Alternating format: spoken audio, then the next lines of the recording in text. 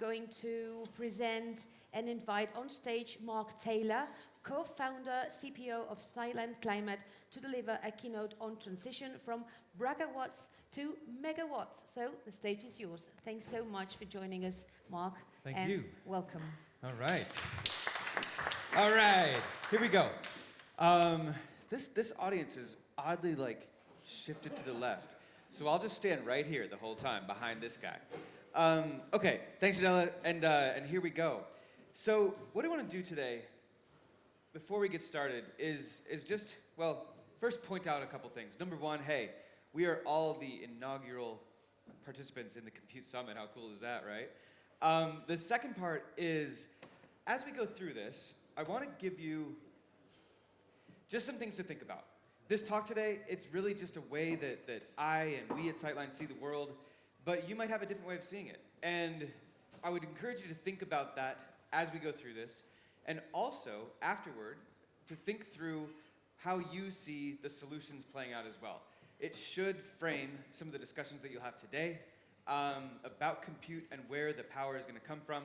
Hopefully it gives you some frameworks to use as you have your discussions throughout the day. Okay. So hopping right into it, every global crisis reshapes our relationship with energy. We've seen this for a long time now, all the way back from World War II. Happy to go through the examples with you. But some quick ones to draw on are the 1973 oil embargo, right? Led to a couple things. It led to de Gaulle saying, you know what? We need more nuclear in France. We need to be energy independent. And it led to this thing called the Mesmer Plan, where they put 46 gigawatts of nuclear online in just about under a decade. And it also, to a very much smaller degree, led to the first sort of boomlet, or boom, of geothermal in the US, right? Putting on about 2 gigawatts of capacity in the late 70s, early 80s. So this has kind of played out through history, and we're seeing this sort of repeat right now. But how does this look right now? Well, the environment we find ourselves in, we've got this sort of triple threat going on, right? The first is unpredictability, which some of these headlines are, okay, orders the Pentagon to buy more coal electricity, halt coal plant shutdowns, paying Total Energies to not do wind, blockade stalls hundreds of wind and solar projects nationwide. Today, actually yesterday, there was another announcement in here that says, oh, you know what? These offshore wind projects, they're back on. Just kidding, psych. And so this is an unpredictable market that's hard to know exactly what's going on. The second is increasing demand. Who knows what that demand is for?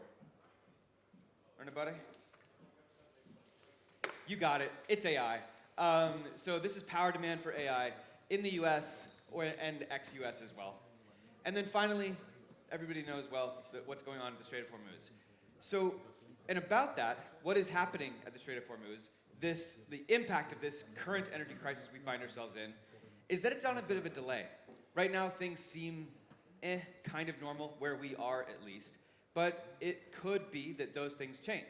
So this chart, or this map, shows oil cargoes at sea and the times they are expected to get to port. Meaning, this is when the shortages could arrive in these markets, right? So the last one on the list is the US, which should have hit the port yesterday, and which started to lead to shortages in these markets starting, well, yesterday. And we're already hearing about shortages in Southeast Asia and elsewhere because of this boom, or this delay. And what this means is that we're entering a structural, security phase, right? It goes, that energy security is the first in the sort of energy Maslow's hierarchy of needs. And right now, we're going back to square one, and people just saying, hey, I need to get what I need. And this is accompanied by structural change. But in the past, as we pointed out with nuclear, we pointed out with even geothermal, the response is to build more, increase domestic supply. But right now, broken structures make that a little hard. Please feel free to come on in, hop to the left or the right, whatever that is, and join in the fun. Here we go. So pointing out what this structural supply looks like, or structural challenges look like, this is the interconnection queue in the US, right? That line right there is the total US installed capacity. And you can see pretty clearly that if you wanted to put a project online in 2014, your challenges are a lot less than they would be in 24 or even now. Next is that permitting and procurement throws off lead times. This is a chart of data center growth, data center load growth in the US by year. And what I'm going to show you is not a forecast, but it is the project pipeline and the amount of capacity that, or load, data center developers are expecting to put online in the next few years. But what it shows is that there's a challenge here. That you can see this announced capacity. The amount of capacity is expected to go online in 2026. So the challenge here is that of the 16 gigawatts that are slated to go online this year, only 5 are in construction. The rest are in hangups with power procurement, with permitting, so on and so forth. And so developers are struggling to get that capacity online. What that means is that 2026 year will be pushed to 27 and to 28 and so on and so forth. And this sort of challenge compounds. So it's not just power, it's not just data centers, it's not just Trump. These challenges with doing things, the structural difficulties have been around for a while. That, okay, you have Biden halting LNG exports. You have Biden also blocking Keystone XL. And last week, Merz in Germany said, you know what, halting all of our nuclear was a bit of a shame. But we've knocked it all down now, so it's too hard to go back. We can't do it. What this ultimately results in, all of this stuff, these permitting challenges, the procurement challenges, the this and that, I keep being reminded of Michael Scott in The Office, the snip, snap, back and forth. It leads people to have this mentally taxed or anxious state. And what happens is energy hoarding, right? So people just want to get for me in mind. They want to move to strategies that help them to not cooperate, but get what they need. So it's not procurement or cooperation anymore. It's strategic positioning. It's the new gold rush, which incidentally has been my Twitter handle since 2010. Yeah, the new gold rush. Look it up. There we go. So how this plays out at the country level, but it also plays out at the company level. We can talk about the country level at another time, but I want to go through some of the strategies right now that companies are using to hoard energy, to play in this new gold rush, to get the power that they need to get their thing done. The first strategy is by the hyperscalers to just say, you know what, forget it. We're just going to go use gas. And that's a theme we keep hearing about in the news. But just how big is this strategy? Right now, right here, you can see how much capacity is grid, how much is dedicated gas, grid connected, how much is dedicated gas pre-26, how much is nuclear, how much is not yet quite known, right? So it's, okay, interesting. That pink bar is what you're going to want to look at. But then, how much new gas has been announced this year? This year. Boom. It's quite a bit more. So gas as strategy is a new way of aiming to get power online.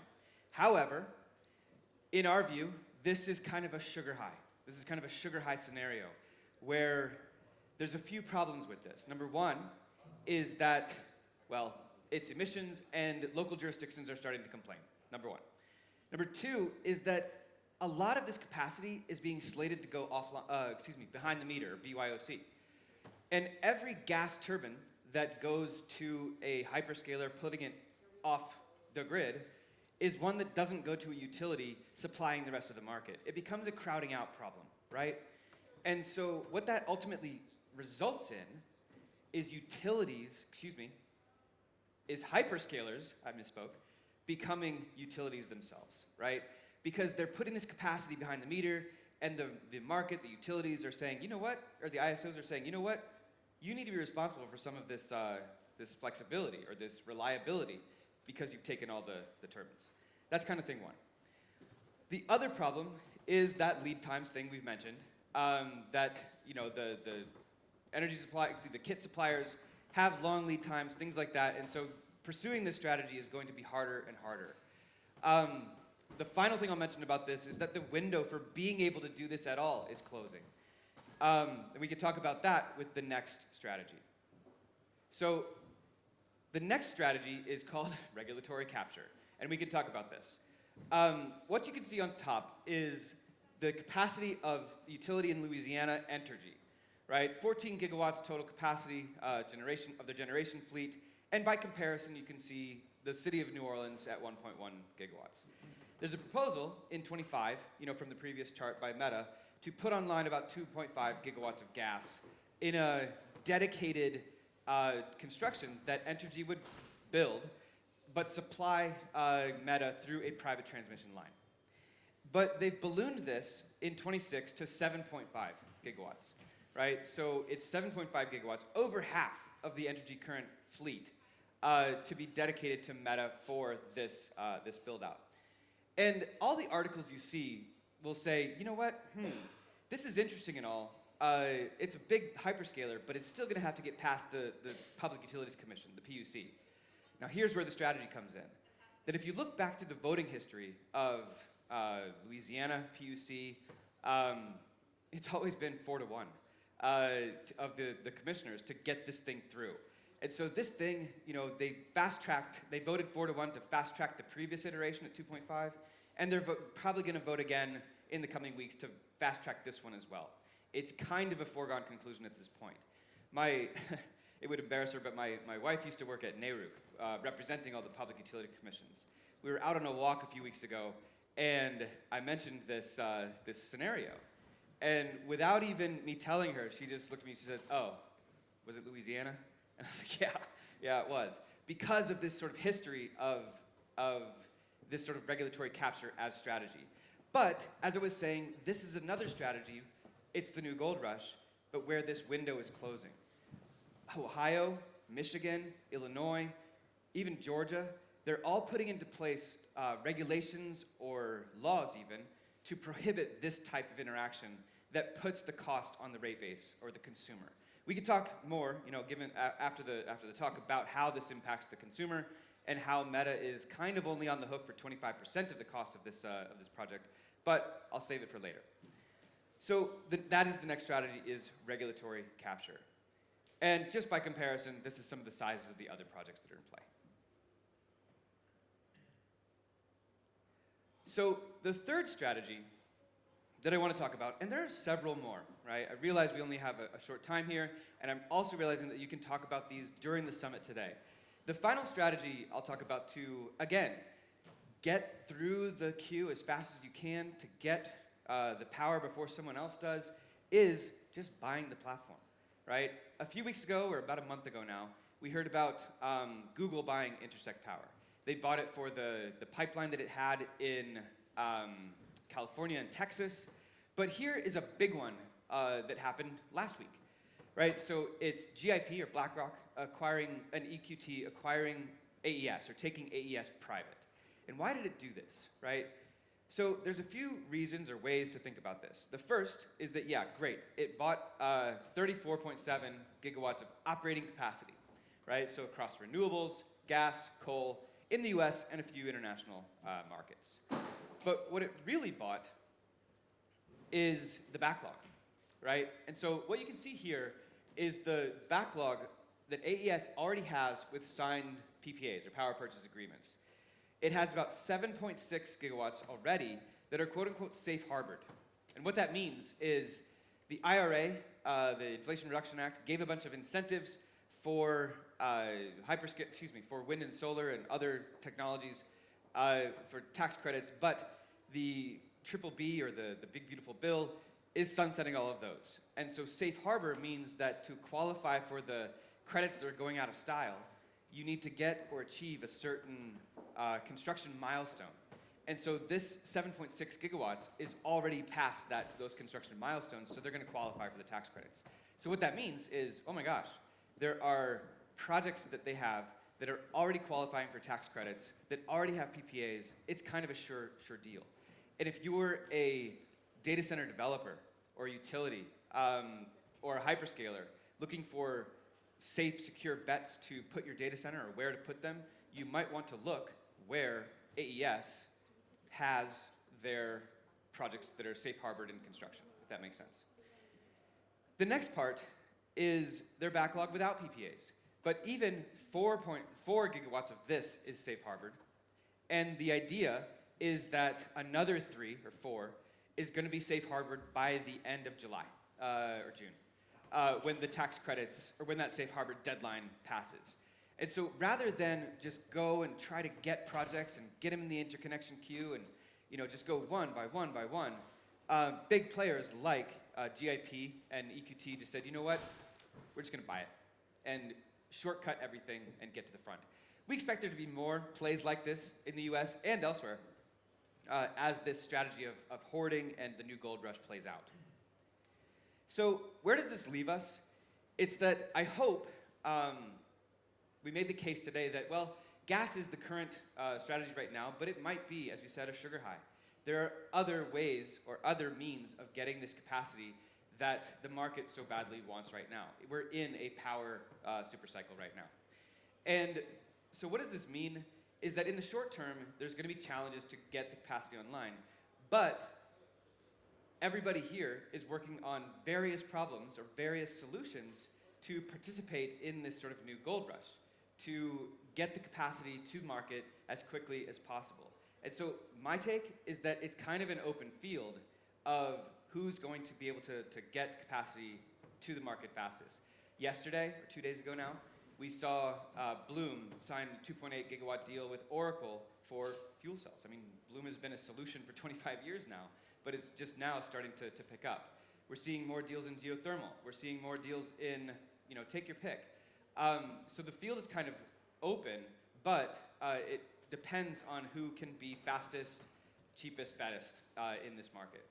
So I'll close with what this means in the short term for data centers, is that based on our estimation, right now, this is what the pipeline looks like, and based on our forecast right now, about 40% of the data center pipeline looks to be safe or de-risked or discounted. Looks like it could go forward. But the rest of it will depend on getting the power to market. So hopefully we went through that today to say that it is the new gold rush. And in the new gold rush, the winners are the picks and shovels, the ones that can supply what the miners need to get the power, to get the compute, and get things going. Thank you.